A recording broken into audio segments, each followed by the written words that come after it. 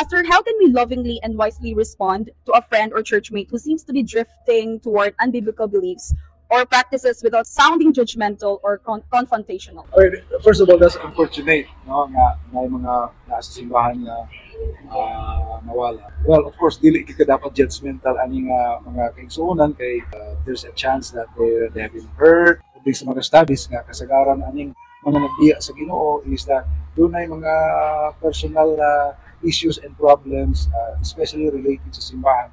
So, ang pinakauna, I think, buhaton is that lovingly, i-lead na to sila balik sa Ginoo.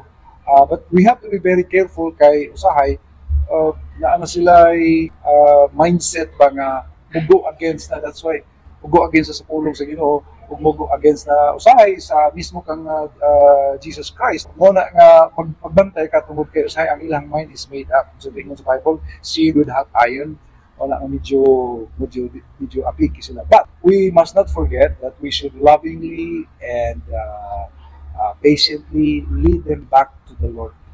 Buhaton na ito ang atong pwede mahimo para makabalik sila sa Ginoo ba.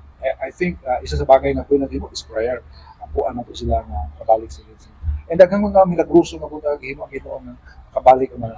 All we have to do is to be patient and then look to God and trust the Lord.